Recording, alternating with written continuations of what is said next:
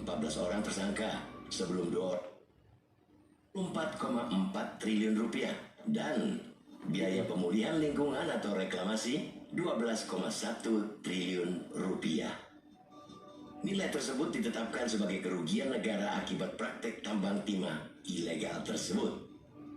Kasus ini telah menjerat 14 orang tersangka sebelum 2 orang pesohor yang dijerat belakangan, suami artis Sandra Dewi Harvey Mois dan Crazy Rich Pantai Indah Kapuk atau PIK Helena Lim. Terseretnya pesohor mengundang perhatian publik. Beragam reaksi publik, ada yang mencibir karena telah menduga sumber kekayaannya yang tidak wajar. Ada juga yang kaget seakan tidak percaya dengan perilaku publik figur yang kerap memamerkan kekayaan di media sosial tersebut. Nonton apa kamu? Kasus ini merugikan negara sangat-sangat fantastis. Ada apa? Lagi nonton berita apa? Kamu lagi nonton berita korupsi timah si Harvey Mois ya? Iya, barusan aku lihat di YouTube tadi itu. Emang si Harvey Mois-nya agak kejam ya nih orangnya. Banyak orang mengalami kerugian karena dia. Untung ada lembaga sosial yang menyelidiki kasus ini. Lembaga sosial, bukannya kasus ini tangani sama lembaga hukum. Memang benar, lembaga hukum itu juga membantu dalam proses penyidikan kasus ini. Tapi lembaga hukum itu, dia termasuk dengan lembaga sosial.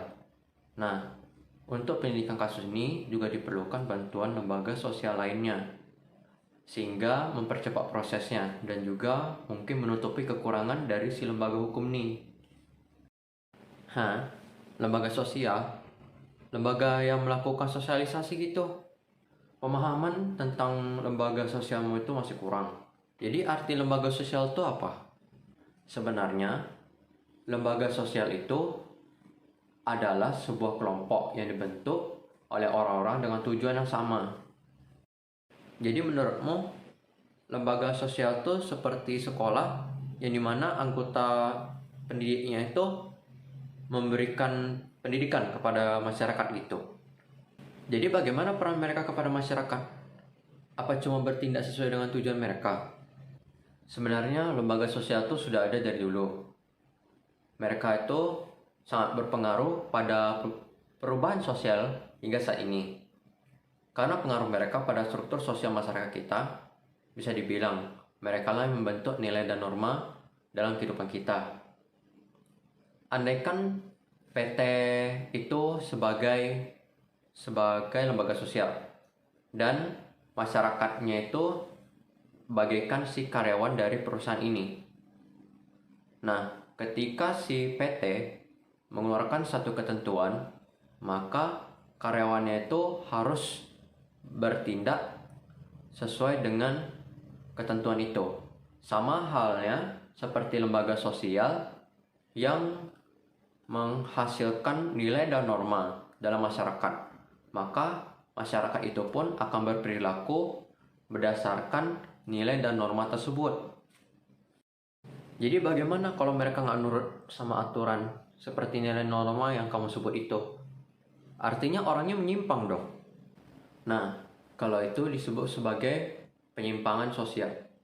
Hal itu terjadi ketika seseorang tidak mengikuti nilai dan norma yang ada. Lalu, penyimpangan sosial itu seperti korupsi timah yang tadi kita perbincangkan.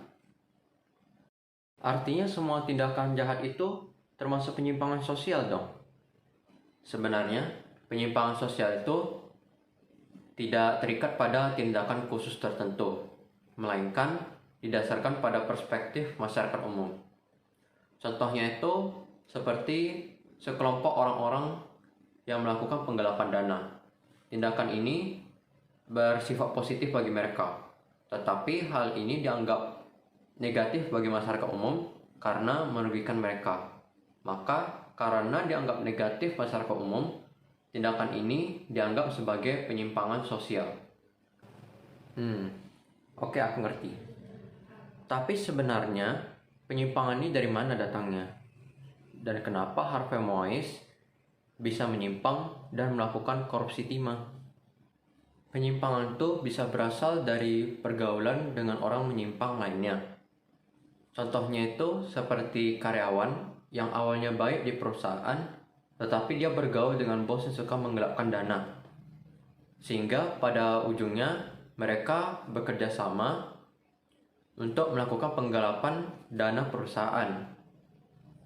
Sama halnya seperti Harvey Mois yang mengajak para penambang ilegal dan juga PT Timah Tbk untuk membantunya dalam operasi skema pencucian uang korupsinya dengan menyalurkannya sebagai dana corporate social responsibility dari para pengusaha.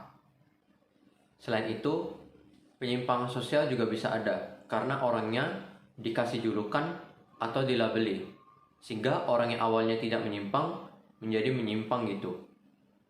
Contohnya itu seperti orang yang awalnya ketahuan menipu orang lain, sehingga ia dilabeli oleh orang lain sebagai penipu. Maka perilakunya pun lama-kelamaan akan mengikuti anggapan orang lain kepadanya, sehingga ia menjadi terbiasa menipu, bahkan ketika sudah mendapatkan pekerjaan. Jadi seperti menganggap dirinya memang seharusnya seperti itu ya. Dan ia juga menjadi ragu untuk kembali dan mengubah perspektif orang lain kepadanya. Contohnya seperti istri Harvey Mois gitu, yang kadang suka pamer sedikit. Tetapi karena orang di media sosial mencapnya sebagai orang sombong, maka ia lama-kelamaan menjadi lebih sombong, lalu lebih sering memamerkan kekayaannya gitu. Ya, kamu benar. Menurut penjelasanmu pasti ada penyebab lainnya kan?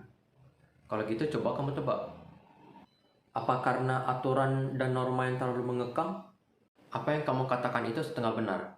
Sebenarnya disebabkan karena aturan yang tidak sesuai dengan tujuannya. Maka hal itu akan mendorong orang untuk menyimpang dari aturan supaya mencapai tujuan yang diinginkan dong. Artinya, penyimpangan dari penyebab ini bisa bersifat positif. Ya, contohnya itu seperti orang yang menggunakan taktik bisnis yang berbeda dari etika bisnis biasanya, sehingga bisnisnya pun menjadi lebih unggul daripada bisnis lainnya. Sedangkan kalau yang negatif itu seperti adanya peraturan pencegahan korupsi dalam kontrak bisnis, tetapi adanya celah itu dimanfaatkan oleh para kriminal untuk melakukan korupsi. Jadi korupsi timah oleh Harvey Mois itu bersifat negatif karena penyimpangannya itu memberikan kerugian pada perusahaan yang terlibat dan juga masyarakat Indonesia. Ya, korupsi yang dilakukan oleh Harvey Mois itu disebabkan karena adanya aturan yang tidak sesuai dengan tujuannya, sehingga ia melakukan korupsi agar terpenuhi tujuannya. Karena itulah kita melakukan berbagai pencegahan untuk menghindari penyimpangan seperti itu. Jadinya kita melakukan pengendalian sosial. Lah, kok tahu? Yalah, aku terkadang baca buku sosiologi. Kalau begitu kamu aja yang jelaskan. Nah, jadi penyimpangan sosial itu adalah sebuah upaya untuk meminimalisir penyimpangan dalam masyarakat. Lalu, hal ini bisa dilakukan secara paksa maupun tidak secara paksa, dengan tujuan untuk membuat masyarakat menjadi lebih patuh pada aturan yang ada. Emangnya secara paksa dan secara tidak paksa itu apa? Artinya pengendalian sosial ini dapat dilakukan tanpa mempedulikan persetujuan dari seseorang, atau juga bisa dilakukan dengan membujuk orang itu supaya setuju dan mengikuti prosedur yang ada. Sama halnya seperti iklan televisi dan spanduk yang mengajak memberantas korupsi ya. Iya. Dan juga pencegahan lainnya dapat berupa aturan yang bisa memberikan hukuman ataupun hadiah kepada oknumnya. Emang hukuman yang diberikan dapat berupa apa? Apa cuma denda dan dipenjara? Hukuman konstitusi yang diberikan dapat hukuman perdata, pidana, dan juga administratif. Jika kita melanggar aturan dari PT atau perusahaan, maka oknum dapat didenda dan juga dipecat. Sama halnya seperti Harvey Mois yang mengalami kerugian ekonomi besar karena melanggar kontrak dari penggalian timah tersebut. Sedangkan kalau kita mengikuti ketentuan perusahaan tersebut, maka kita akan mendapatkan promosi posisi atau juga bonus gaji. Apa cuma hukum tertulis yang berlaku? Tidak. Hukum tidak tertulis seperti norma dan kebiasaan juga bisa mencegah penyimpangan dan biasa berasal dari pergaulan suatu kelompok. Contohnya seperti etika dan sikap seorang pembisnis yang baik, yang biasanya spontan berasal dari pergaulan pembisnis. Apakah bisa diterapkan pada pelajar usia dini? Pencegahan ini juga bisa dengan melakukan sosialisasi dengan para pelajar Indonesia. Contohnya seperti lembaga hukum yang melakukan sosialisasi dengan sekolah-sekolah mengenai korupsi dan juga konstitusi tindak korupsi yang akan bermanfaat ke depannya. Jadi selain melalui konstitusi dan sosialisasi, kita juga bisa melakukannya tanpa konstitusi kan? Ya, selain konstitusi ada juga cara sebaliknya, yaitu non-konstitusi. Cara ini adalah cara meminimalisir penyimpangan yang lebih lanjut tanpa melalui proses hukum, seperti melakukan mediasi antar perusahaan yang menuduh akan adanya pelanggaran kontrak. Emang sungguh banyak kali ya metode pengendalian sosial nih. Ya, dengan begitu kita dapat mencapai ketertiban sosial dalam masyarakat kita.